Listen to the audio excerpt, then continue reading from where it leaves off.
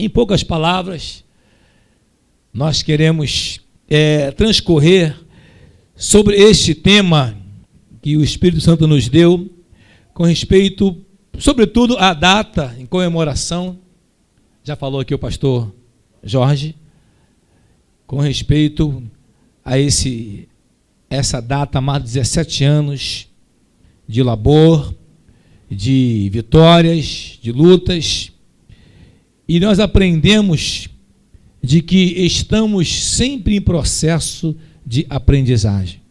Nunca esgota, não é, pastor Marcos? Estamos sempre em processo, estamos sempre renascendo, estamos sempre querendo renovar. Hoje pela manhã, no culto de consagração lá em Tambi, onde nós residimos, militamos, Deus nos dava essa reflexão, a renovar, né? Renovar a nossa mente. É uma palavra muito conhecida, mas ela diz exatamente sobre isso. Você nunca deve sentir-se esgotado, terminou. Não, Deus quer sempre renovar no nosso entendimento, a nossa mente, para nos fazer, aí sim, experimentar qual seja a boa, a agradável e a perfeita vontade de Deus. Quantos querem isso de verdade na sua vida assim? Deus quer renovar a nossa vida. Amados, e não seria diferente quando falamos na área ministerial, quando falamos num curso de 17 anos, nos vem à mente, e certamente pastor Marco mais ainda, as coisas de que passaram na sua vida e as esperanças, as aspirações que ainda estão no seu coração. E meditando nesse tema, nesse texto, amados, eu pude perceber que existem, de fato, alguns pilares, algumas sustentações para que o ministério ele esteja consolidado, né? Confirmado. Alguns pilares, algumas colunas, alguns fatos, alguns itens relevantes. E esse escritor, ao traçar essa carta aos Hebreus, há diversos assuntos aqui. Ele, antecedendo o que nós lemos, vai citar alguns deveres sociais, a questão de relacionamento com o próximo. O escritor trata sobre o amor fraternal, ele trata de lembrar do encarcerado, lembrar das pessoas que sofrem maus tratos, lembrar também a responsabilidade matrimonial, acerca do lar, do leito da pessoa, né? Se não ter ali nada que macule a sua casa, ter também uma vida íntegra, sem avareza, e aí ele vai adentrando nos deveres espirituais, e vai lembrar, para que nós possamos estar sempre reportando, trazendo à mente, os líderes, orando por eles, ajudando-os, e aí, onde nós adentramos no verso 16, onde diz para não negligenciar igualmente a prática do bem, cooperação e outros itens. Amados, 4 pilares, anote aí por favor. Eu aprendo nessa palavra que de fato existem 4 pilares, mas todo pilar ou toda coluna tende a haver uma sustentação, tende a haver a base, a estrutura. Eu brinco às vezes com o Mateus, eu brinco com o Marcelo, né? Pastora Mônica e o pastor Marco, fomos colegas trabalhando com criança durante muitos anos, na FEEM, lá no Barreto, instituição de menores, e aprendemos muito com as crianças, e até hoje eu gosto muito de criança. E a estrutura familiar, a base, amado, exatamente isso, né? A nossa estrutura familiar, a nossa condição enquanto família para todo o ministério.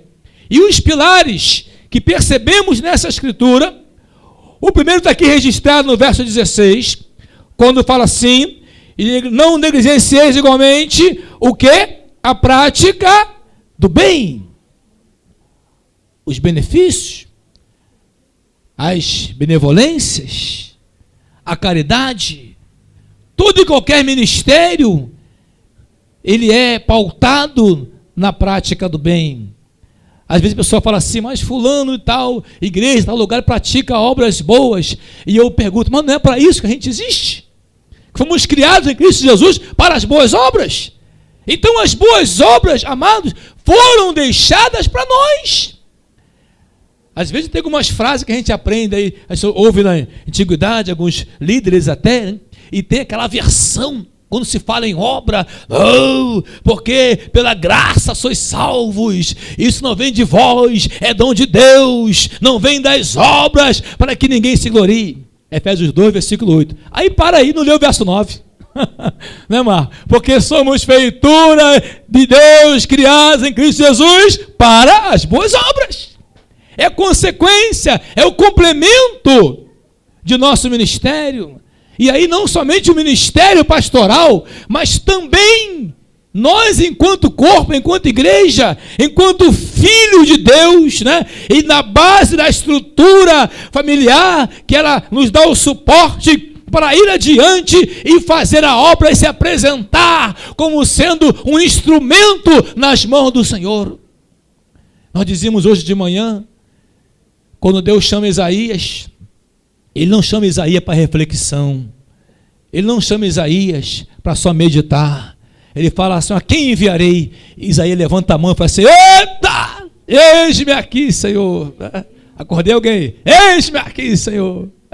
Ele se coloca à disposição de Deus. Ele fala, não, eu preciso, eis-me aqui. Ele se oferece, ele se voluntaria. Não é a divagação. Não é somente a questão da reflexão, é a prática, apresentar ao Senhor o seu corpo, o nosso corpo, como um sacrifício vivo, santo e agradável a Deus. Aí Paulo explica em Romanos 12, olha, isso aí que eu falei é o que significa o culto racional. É apresentar o corpo como um sacrifício vivo, santo e agradável.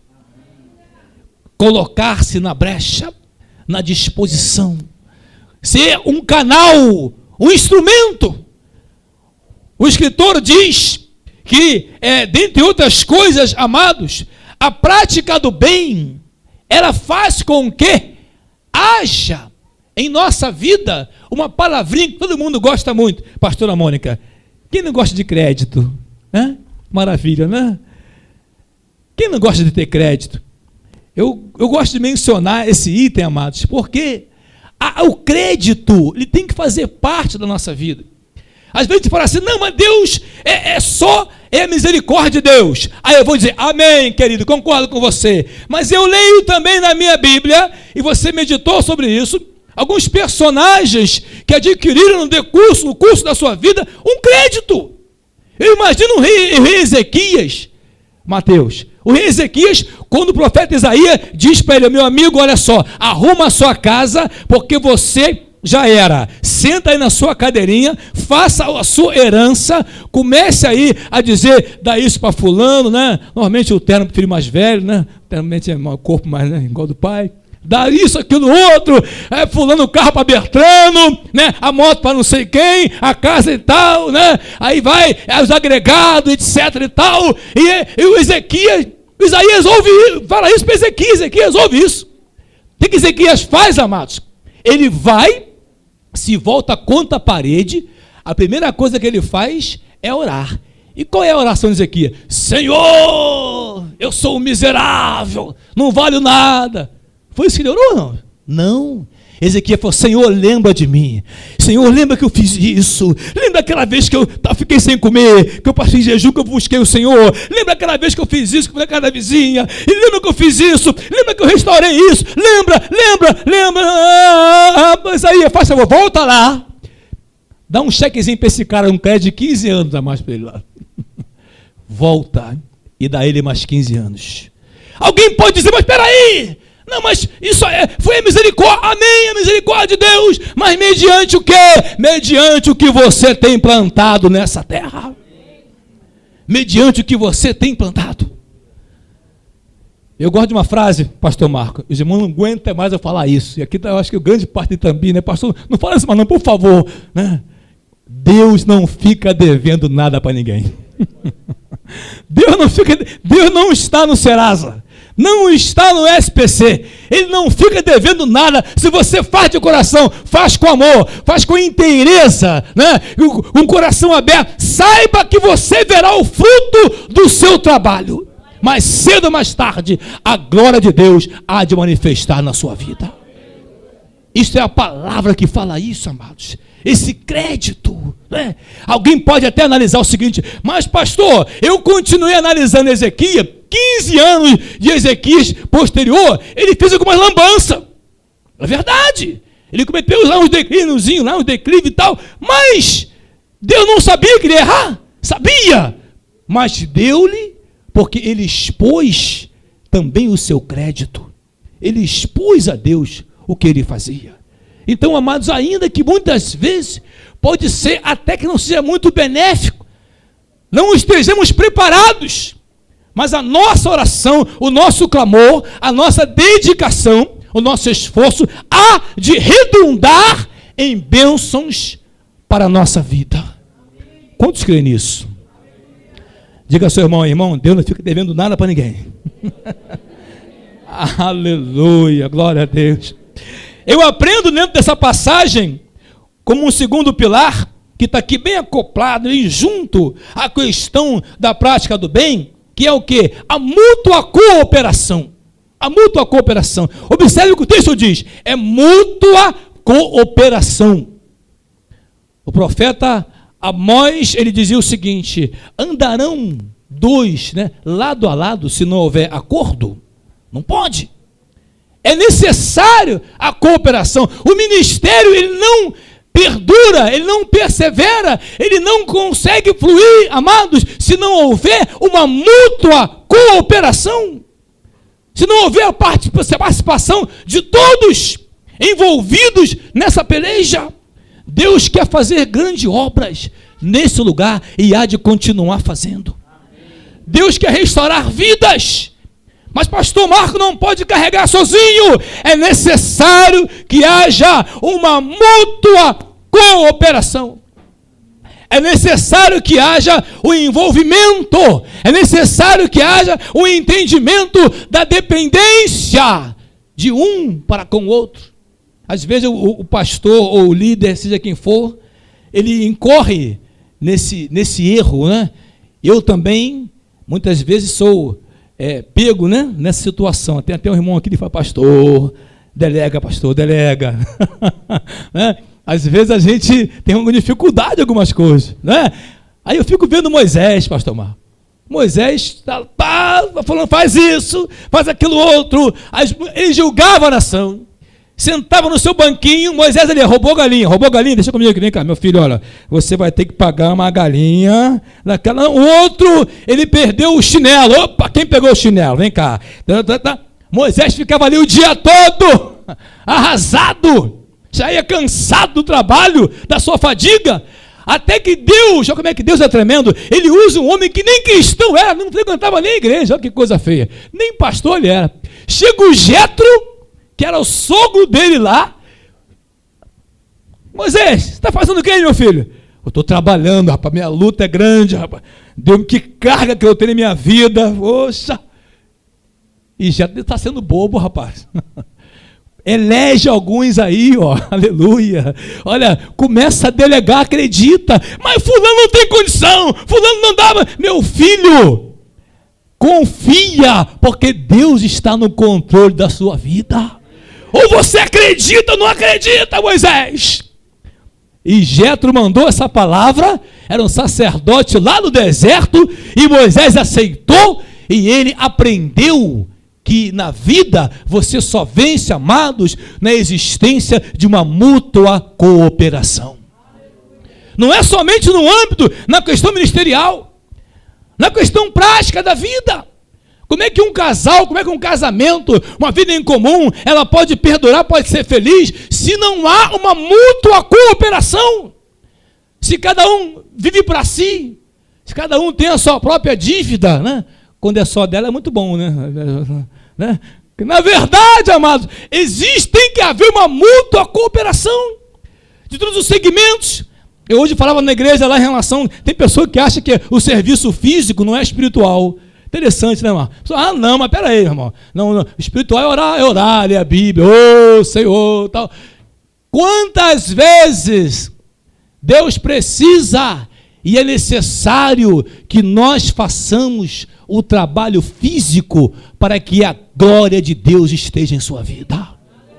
Quantas pessoas deixam de usufruir mais da graça de Deus porque eles imaginam um Cristo, um Jesus, um Senhor que tão somente olha a sua oração e o seu louvor. E às vezes você tem que parar, às vezes você tem que voltar para o mar, você tem que pescar, você tem que colocar rede.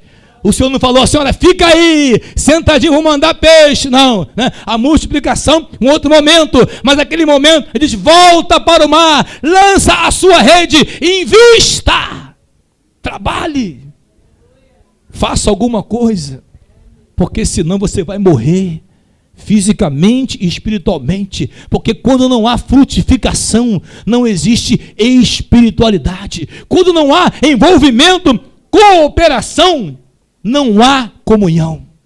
E Deus quer que nós entendamos, amados, a importância da mútua cooperação. É interessante que até na Bíblia há um registro que eu costumo às vezes lembrar de uma forma terrível.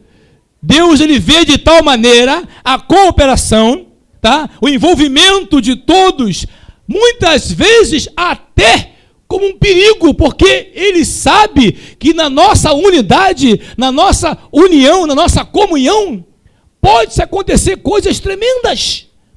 Uma coisa, por exemplo, não foi muito boa, se você meditar na Bíblia e transcorrer ali na Torre de Babel, lá em Gênesis, você vai perceber de que o povo se uniu de tal maneira, havia uma tamanha mútua cooperação, que Deus olhou lá de cima e disse o seguinte, olha, vamos descer, vamos fazer alguma coisa, porque à medida que aprenderam o sentido da unidade, da união, o que eles quiserem fazer, não há nada que possa resistir.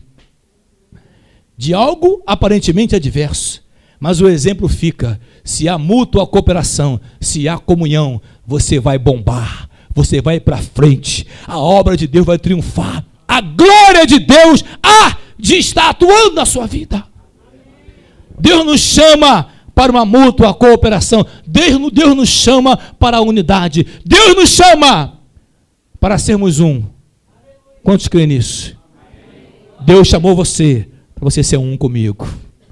Diga ao seu irmão isso aí, irmão, Deus chamou você para você ser um comigo, mútua cooperação. É necessário haver a mútua cooperação. Amados, transcorrendo o terceiro pilar, vai nos trazer a reflexão no verso 17, quando fala assim, ó, obedecei os vossos guias e sedes submissos. Ô palavrinha danada. Normalmente as mulheres não gostam que fale esse negócio. É ou não é verdade? De submissão rima com escravidão, né? Embora não tenha necessariamente nada, né, em relação à questão de sinonímia, não quer dizer isso, amado. Mas a submissão, se você analisar, né, a origem da palavra, o sub quer dizer o quê? Aquilo que está abaixo ou embaixo, né? E missão é fazer alguma coisa. A pessoa só submete-se a alguém, ela só é colocada à submissão de alguém porque ela tem capacidade de fazer aquelas coisas. Senão não poderia estar à submissão de alguém. Ela não teria missão nenhuma, porque não seria alguém que poderia contar. E à luz do ministério pastoral, à luz da comunhão, da unidade, amados, a submissão, ela anda lado a lado. Tem que se haver um líder, tem que se haver um dirigente. Eu costumo dizer, pastor Marco, que o que tem mais de uma cabeça é monstro, né? Tem que ter uma cabeça. Não, pastor, eu também entendo. Não, mas tem que ser assim. Então tudo bem, você vai dar as suas ideias, mas pelo amor de Deus, deixe uma cabeça dirigir. Deixe uma cabeça estar à frente exercendo a sua autoridade. Para quê? Para que o nome do Senhor seja glorificado na sua vida. Jesus ele só chegou onde chegou, né? Em Hebreus diz, porque ele aprendeu a submissão, porque ele foi servo. Se nós não sabemos ser servo, jamais estaremos prontos para liderar alguma coisa.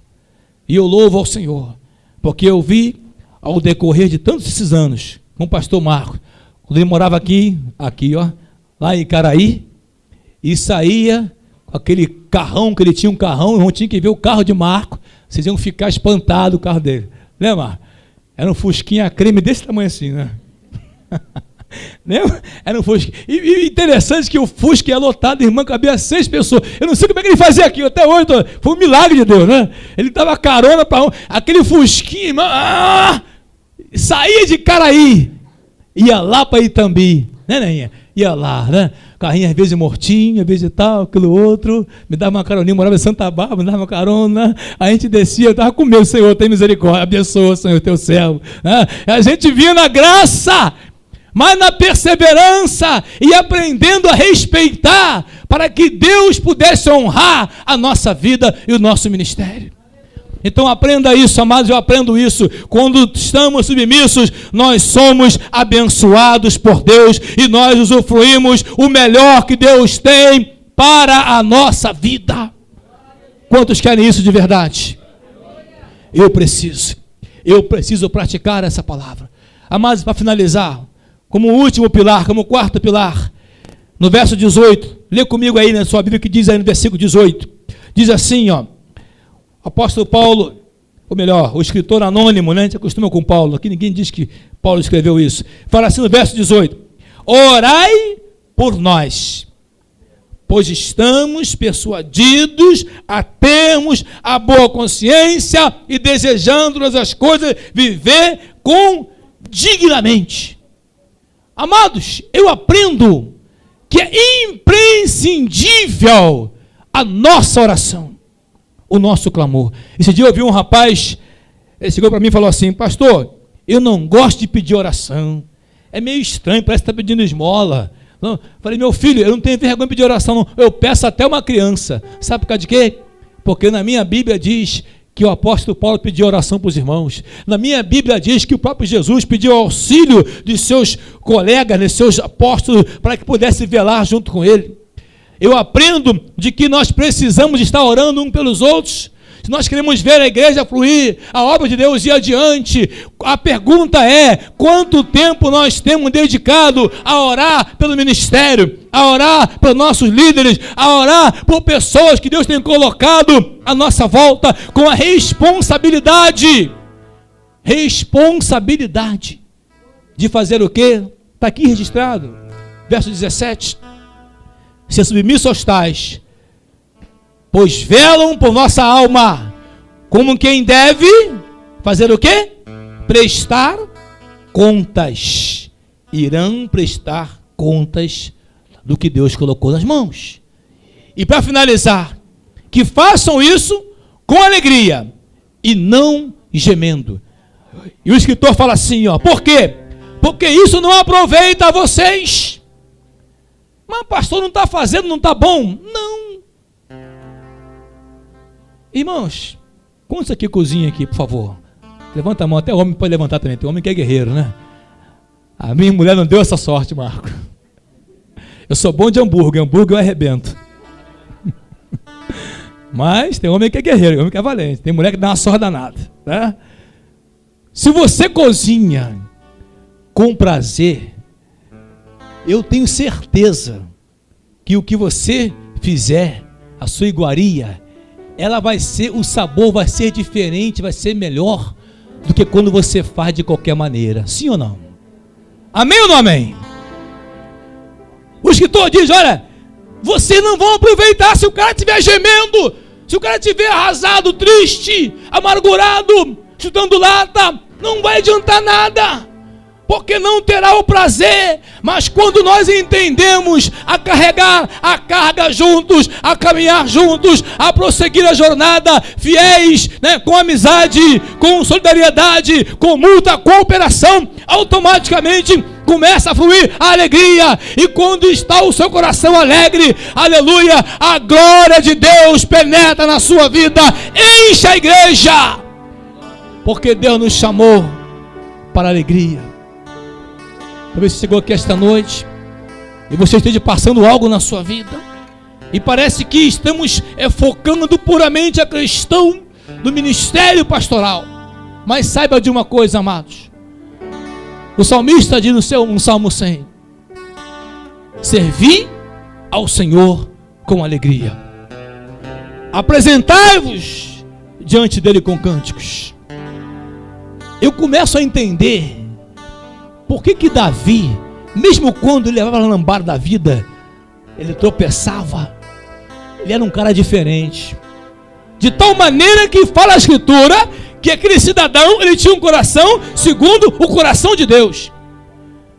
Porque quando ele parava e ele queria dar um cântico, uma canção para o Senhor, fazer uma serenata para Deus, o cara rasgava o coração e adorava. E Deus não resiste a um coração adorador. Deus não resiste a um coração que tenha gratidão. Deus não resiste àquele que o serve com alegria, que tem prazer em fazer a obra. E é por isso, amados, que Deus nos chamou aqui essa noite, para dizer para a gente o seguinte: olha, existem pilares, existe a prática do bem, existe a mútua cooperação, há a submissão, né? E principalmente existe a oração, existe a base, que é a estrutura, que é a nossa família, e abaixo e acima de tudo isso, existe um Deus que te chamou para você ser um vencedor, para você frutificar, para você ir adiante, para você ver o quanto Deus tem a fazer através da sua vida. É interessante que a palavra diz, amados, que o Senhor é onisciente, onipresente, onipotente. Amém ou não amém? Ele sabe tudo. Mas como é que Deus procura alguma coisa, pastor Marco? Fala a Bíblia que Deus procura. E se procura, é porque é difícil achar. Ele procura adoradores que o adorem em espírito e em verdade. Ele achou que essa noite aqui, ele achou que, fique de pé então, amado. Ele achou você. Ele quer fortalecer a sua fé. Ele quer te dar a estrutura de pilares. Ele quer te dar a consistência. Ele quer te dar essa base. Ele quer fazer você bombar na sua vida física, material, espiritual, sentimental, seja qual for, desde o momento que os pilares estejam na sua vida, estejam fazendo parte da sua história. Eu não sei se hoje chegou aqui alguém que ainda não colocou na sua vida esses pilares, que ainda não está usufruindo do que Deus tem para você. E nessa noite, em nome de Jesus, eu quero convidar a você a deixar Deus mudar essa história, a deixar Deus transportar de um ambiente negativo para um ambiente positivo, para que a glória de Deus esteja na sua vida. Eu queria, por favor, que você pudesse se manifestar. Se você ainda não é um cristão, uma cristã, ergue a sua mão ao céu assim, por favor. Se você ainda não professou a sua fé de reconhecer Jesus como seu Senhor e Salvador, não fique constrangido. Ergue as suas mãos ao céu. Todos já professaram a sua fé, não estou vendo nenhuma mão erguida. Amém. Então caminhe, amados. Então caminhe, porque Deus tem bênçãos infinitas.